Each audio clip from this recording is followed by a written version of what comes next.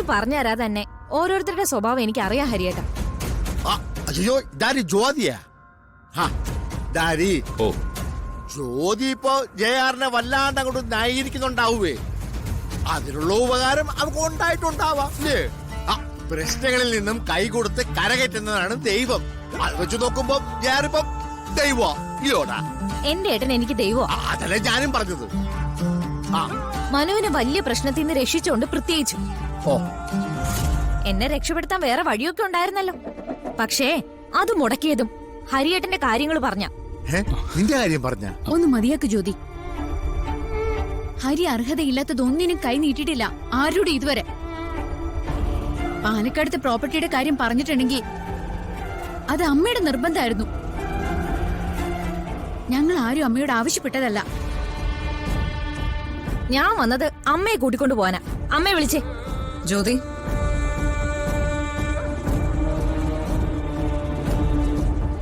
എന്തിനാ നീ എന്നെ വിളിക്കാൻ വന്നത്? ഏത് കണക്കിനാണ് ഞാൻ അങ്ങോട്ട് വരേണ്ടത്? അച്ഛനാ പറഞ്ഞത് അമ്മയോട് അങ്ങോട്ട് വരാൻ. അമ്മ എന്തിനാ ഇവരുടെയൊക്കെ താളത്തിന് തുള്ളുന്നേ? എന്തായാലും ബർത്ത്ഡേ നടക്കുന്നത് സ്വന്തം മോന്റെ അല്ലേ.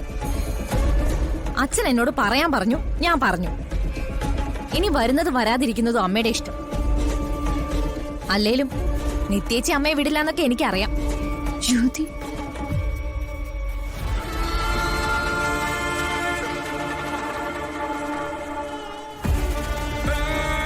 ഒന്ന് മയങ്ങാന്ന് വെച്ചതാ, നന്നായിട്ട് ഉറങ്ങിപ്പോയി. അവള് വല്ലതും പറഞ്ഞോ മോളെ?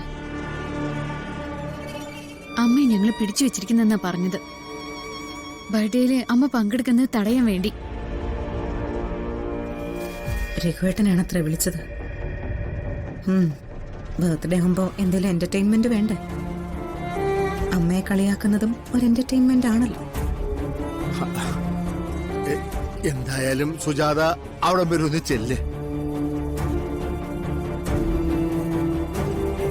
അല്ലെങ്കിൽ ജ്യോതി ഇപ്പൊ സംസാരിച്ചതേ കുറച്ച് കഴിയുമ്പോ രഘു സംസാരിക്കും ഇല്ലയോടാ. അത് കഴിയുമ്പോ ജീവന്റെ അതങ്ങോട്ട് ഏറ്റെടുക്കും. അല്ല, അതിനേക്കാൾ നല്ലത് സുജാത അങ്ങോട്ട് പോകുന്നതല്ലേ. എന്തിനാ വെറുതെ മനസ്സിൽ ചിന്തിക്കാത്ത കാര്യങ്ങള് തലയിലേറ്റി വെക്കുന്നത്? ശരിയല്ലേ? അമ്മാവൻ പറഞ്ഞത് കാര്യം ആന്റി. ആന്റി പൊയ്ക്കോളൂ. ഇനിയിപ്പോ ഒരു ബർത്ത്ഡേ ബഹളത്തിലൊന്നും കലാശിക്കണ്ട. അതാ. ഏയ്, കാര്യങ്ങളൊക്കെ അവിടെ നടക്കുന്നുണ്ട്.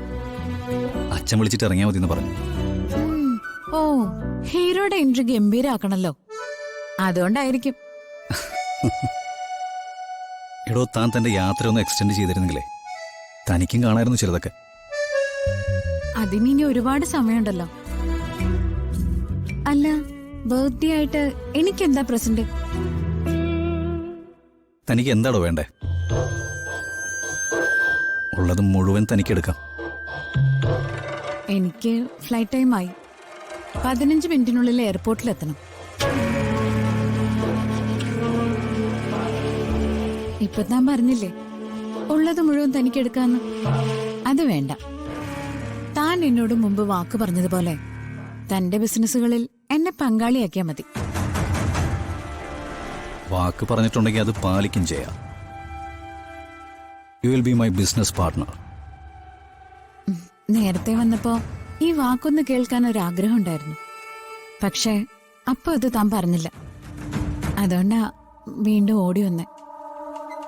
Thank you Jaya, thank you. അപ്പൊ പിന്നെ എങ്ങനെയാ നമുക്ക് ഫ്യൂച്ചറൊക്കെ ഒന്ന് പ്ലാൻ ചെയ്യണ്ടേ? ആരായി ചോദിക്കുന്നേ?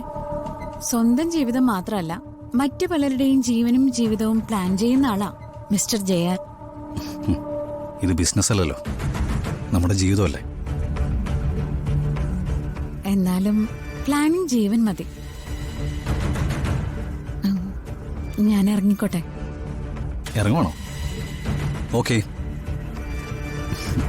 Take care. I miss U.